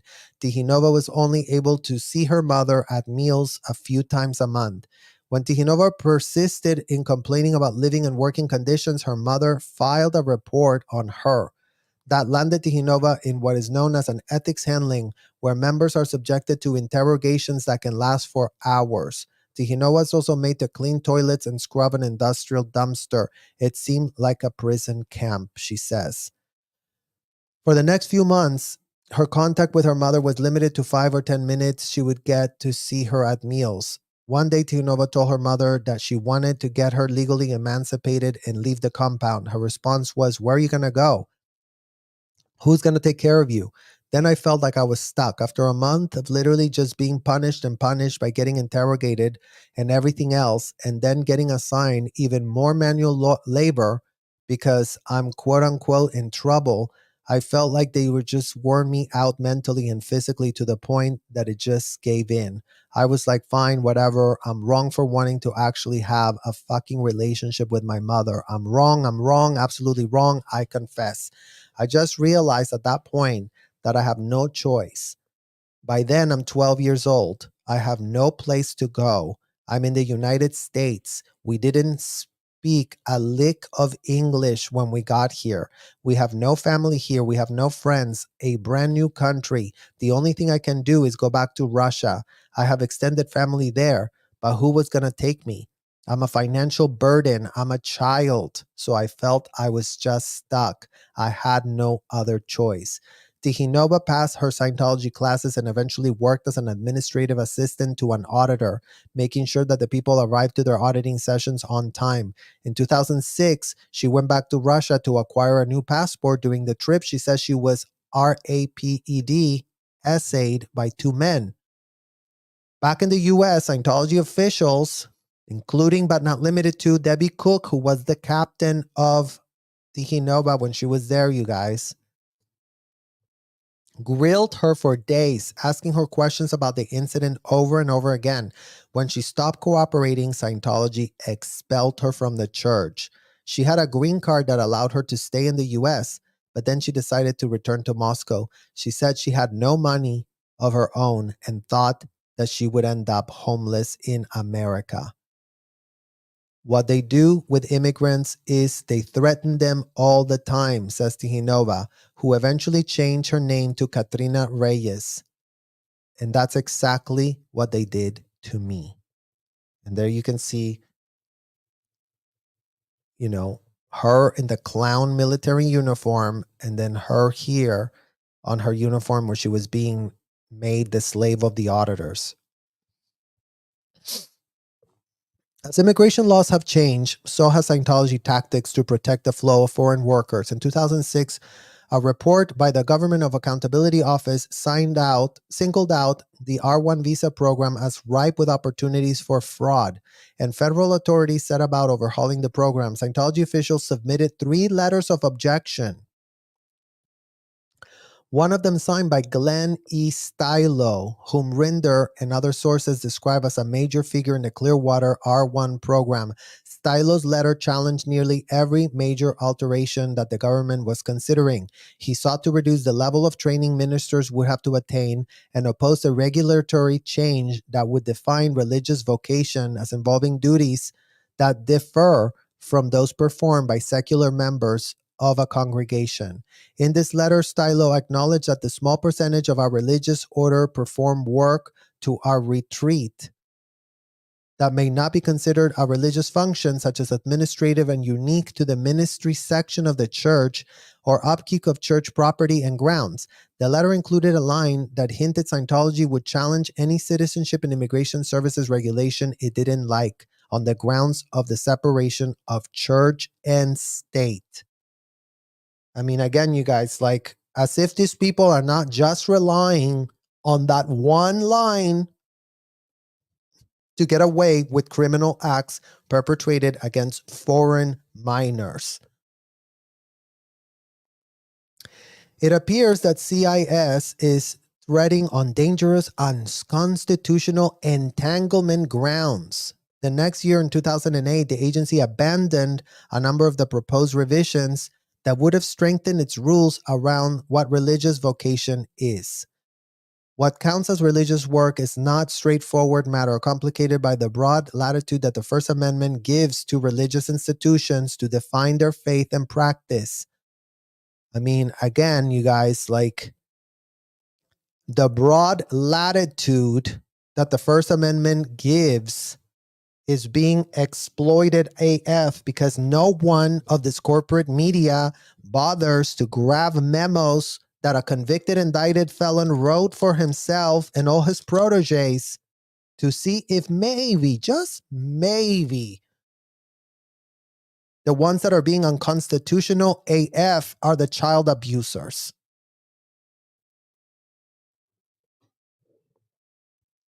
The State Department's Foreign Affairs Manual provides that religious visas can be granted not only to people with specific occupations like priests or cantors, but also to those who have committed their lives to religious vocations, people like monks and nuns.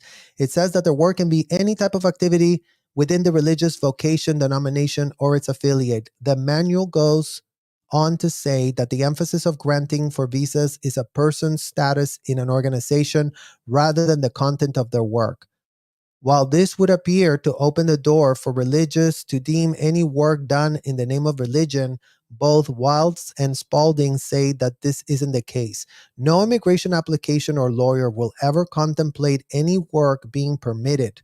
Wilds says, a religious worker visa is exactly that, for religious work. Nothing more would be permitted. It would be a breach of immigration law. Spalding says that while it is up to the religion to define its own practices, that doesn't mean that the State Department is then required to issue visas to everyone who claims to be doing religious work.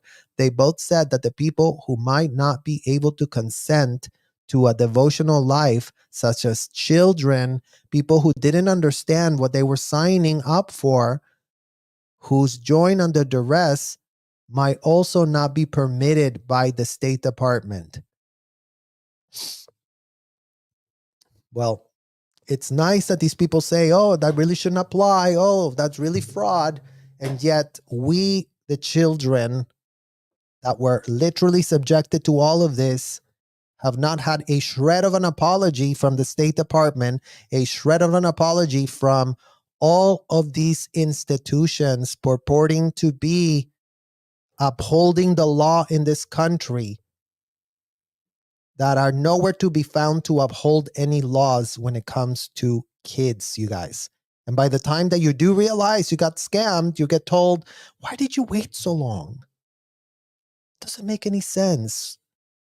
Why did you wait so long to realize you were conned by your grandparents, by your parents, by all the crooked executives, by all the Scientology celebrities? Why didn't you just figure it out sooner? Why didn't you go to school? Why didn't you complete high school? Why didn't you go get a law degree so you could really figure out what in the hell these people did to you? What's wrong with you?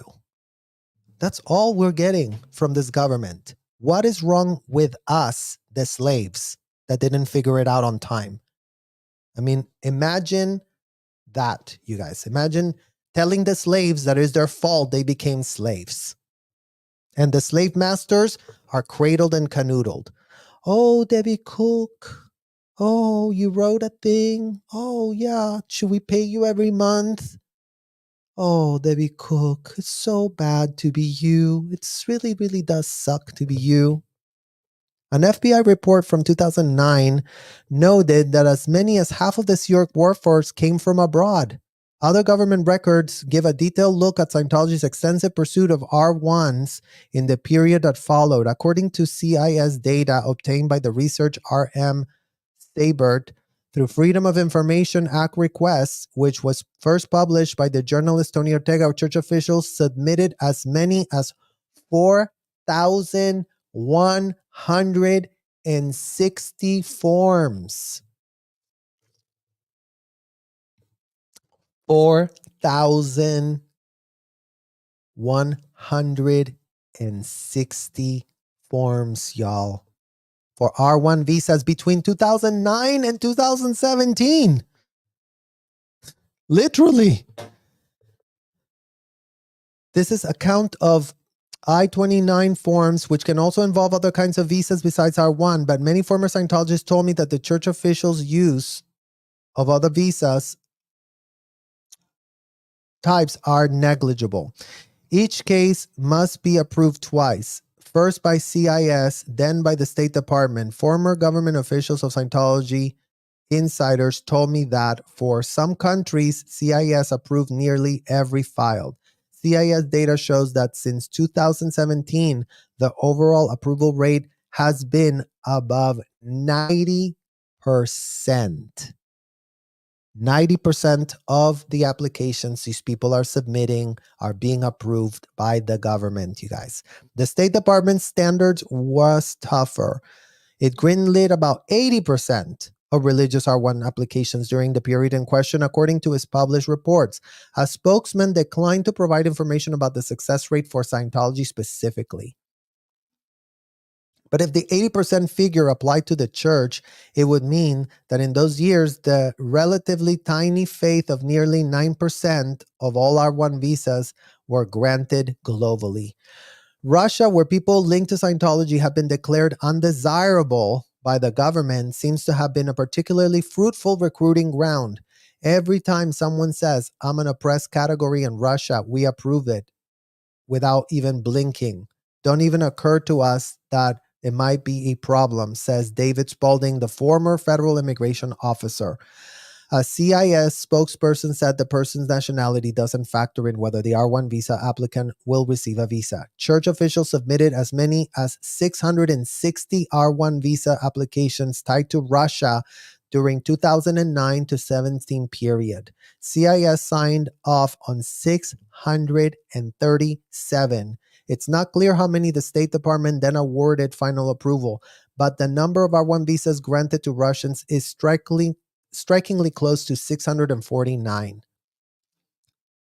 So shout out to America, who did figure out how to bring Russians as their slaves. Shout out to you, America. Bravo. You stopped getting them from Africa, but you did go to Mexico, Canada, and Russia to get your next set of child slaves, which is what you all made out of us. And we don't need any people from the courts to tell us that. The courts need to get their heads out of their you-know-whats. The slaves that have come with clear receipts of what was done to us, that have come with photographic evidence, that have come with the visas, that have come with telling everybody how we were coached to say this, coached to say that, to get that approved, to be part of this fraudulent racketeering enterprise that, again, due to the supposed ample interpretation of the First Amendment, where apparently the First Amendment also allows you to violate all the laws, because as soon as you decide that you have a religious belief, all of a sudden you can break every last shred of law. So shout out to you, Mexican cartels. Start calling yourselves churches and see America come and help you. Shout out to you, human traffickers around the world. Start calling yourself churches. And in America, you will find the ability to buy hotels so you can get your little human trafficking operation going for yourselves. Because apparently it is very, very legal in this country to run such operations. It's not like these people haven't been running the operation for 5 decades plus in Clearwater alone. Just in Clearwater, you guys. We're almost done. A former Scientologist who visited the org at the time working and training supervisors says that, like other sites, it depends on foreign labor to operate. Recruiting local Scientologists was a pain in the ass, she says. It was a lot easier to get people from Eastern Europe, Mexico, and South America. Immigration officials scheduled an R1 sponsorship inspection for the end of 2016 and later granted approval. Afterward, the training supervisor says a leader of the San Diego operation circulated a memo to the sites detailing how to successfully prepare for government inspectors. Really specific shit, she says. what a wording you have to use, how you have to describe it, and what jobs are eligible for R1 visas, what jobs can be made to sound as if they're eligible for R1. A CSI spokeswoman did not respond to questions about the inspection. A State Department spokesperson wrote in an email, the Bureau of Consular Affairs takes all allegations of fraud seriously and works aggressively to ensure the integrity of U.S. visa and passports adjudications on all consular services we provide worldwide. Well, shout out to you, stupid person that from the Bureau of Consular Affairs talking about taking allegations of fraud seriously. You couldn't be more unserious if y'all tried. If all of us were trafficked here as children, then you couldn't be less serious about fraud allegations. And then the year 2023, even with the top tier corporate media, you guys, New York Magazine is top tier corporate media. Can't get higher than that. New Yorker Magazine, New York Magazine, Time Magazine, the supposed investigatory people that really get onto the, radar of the law enforcement, and they really do read, oh man, look what these reporters are writing. We really need to get on top of this. But apparently they don't give an F. Apparently all they need to do is type BS platitudes to the top corporate media, and all of a sudden, where is the follow-up to this exact report? What has been done since all of these statistics that were investigated by a top tier media? This isn't TMC, you guys. New York Magazine ain't TMC. But yet, apparently, the State Department could not be any less concerned about rampant child trafficking of foreign kids into the United States. There isn't a lot of case law on religious workers' visa fraud, but one recent dispute has parallels with some of the accusations made by former Scientologists. Last year, a group of Indian workers filed a class action lawsuit on a Hindu organization in New Jersey, alleging that it trafficked people to the U.S. on R1 visas under the guise of religion when they were actually there to help construct temples. According to the complaint, the sect, which I can't even say whatsoever, you guys, or BAPS, the sect called BAPS, instructed the workers to tell immigration officials that they would do decorative painting and carving, while in reality they did construction and stonemasonry. The plaintiffs also alleged that their passports were confiscated. BAPS has said in court filings that it did nothing wrong. The day the suit was filed, the FBI raided the temple, and a judge has stayed the case while the Justice Department investigates. For decades, scrutiny of Scientology has tended to focus on the outrageous and the glamorous, missing how the church aggressively used an obscure visa program and created a pool of exploited laborers numbering in the thousands. This blind spot even seems to extend to law enforcement. In 2018, Serge Gill met with investigators at the FBI and Department of Homeland Security in Los Angeles to discuss human trafficking. He hasn't heard anything since. 2018, you guys, 2019, 2020, 2021, 2022, 2023. 5 years. And nothing has happened. The same year, Mike Rinder says he met with an immigration and custom enforcement agent in Tampa to raise similar concerns. He also doesn't know if investigations have acted on this information. For decades, the R1 visa has been starting point of thousands of people coming into the United States looking for a better life or a new spiritual beginning before spending years doing backbreaking work for Scientology. Even those who've managed to leave the church have had to deal with the traumas from their lives inside. Attempts, offing themselves, attempts, depression, forced separation from their families, feeling of displacement from the world. When people think of Scientology, they think of Hollywood, they think of funny, they think of aliens, they think it's all a big joke, says Haley Kaldani, the Canadian who says was raped and suffered an injury performing heavy labor. I spent the last 19 years pretending that never happened so I could try to fit into society and be normal. This has to be stopped. People need to know this exists. So that is literally the end of that article, you guys. And we're coming with all of these issues to our nauseating disbelief. You know, a lot of y'all always say, well, you know, if you could only get the corporate media to help, well, we got the best of the best. And it makes no difference. If only you could really talk to the FBI. We've talked to the FBI. We've talked to Homeland Security. We talked to the people at ICE. We have talked and talked and talked. We're sick of talking. We're sick of it. We're sick of being ignored. We're sick of being trivialized. We're sick of everyone pretending that the First Amendment means this country can run with absolutely no laws. Laws don't apply as soon as you invoke the First Amendment. In what world did the founders of this country have that in mind for themselves, you guys? In what world did that happen? We're not saying don't have a religious belief. We're not coming after their religious beliefs. We're coming after locking up kids against their will inside of those disgusting hotels.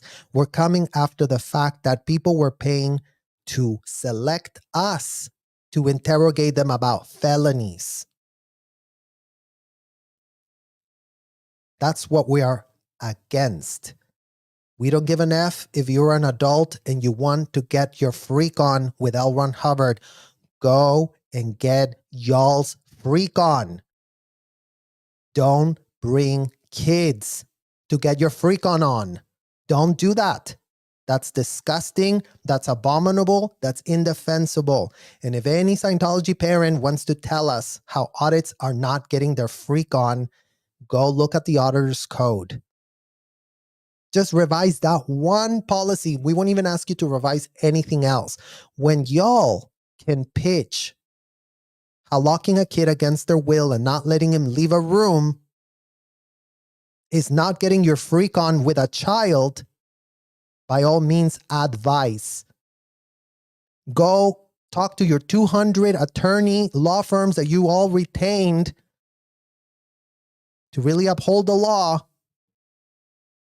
and see if they have a better way of pitching that in this year 2023, because we are sick of repeating ourselves ad nauseum. This subject could not be any more serious matter because kids are being abused.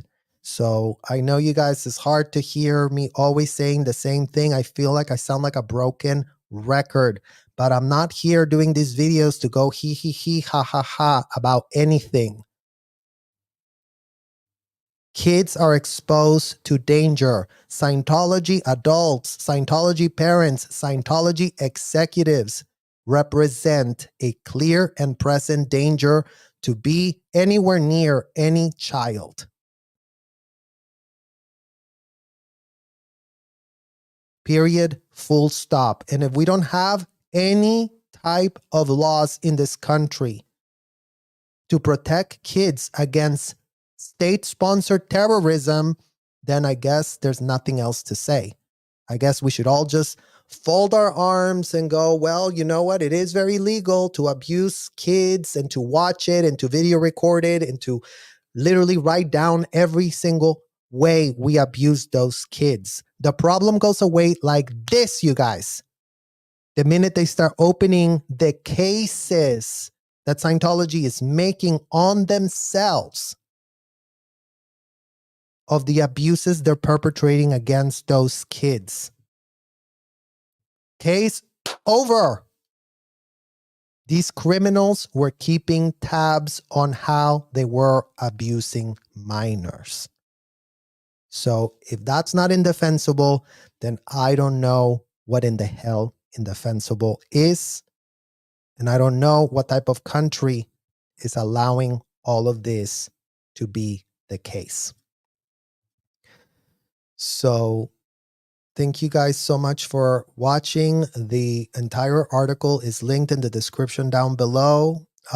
Definitely write y'all's questions for anything that you are having questions about after hearing all of these things, because we need questions to be asked, you guys. We need very good questions to be asked, and we need to really start asking ourselves, why in the hell are not enough questions being asked? And start asking questions of Scientology parents. Start making them explain themselves. We literally cannot wait to hear from every Scientology parent how they want to excuse their criminal behavior. Because you know what? This could all end if all the Scientology parents turn themselves to the FBI and say, oh, hello, hi, yeah, you know what? We were trafficking our kids. Give us an immunity deal because we really don't want more kids to be trafficked. We found that to be unacceptable AF, what in the hell we were doing. Instead of them all coming out after having trafficked their kids and go, poor me, I'm an adult that trafficked my kids. Have a lot of compassion for me now. David Miscavige treated me so bad.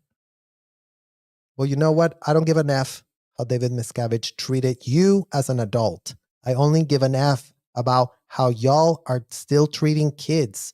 Mace Kingsley, a center of child abuse, where child abuse is rampant, where parents bring their kids and pay for the kids to be abused. So again, if you didn't think it was abuse, then go check the pitch from L. Ron Hubbard. So I thank you guys all for watching, and I will see you all really, really, really, really soon. Bye-bye.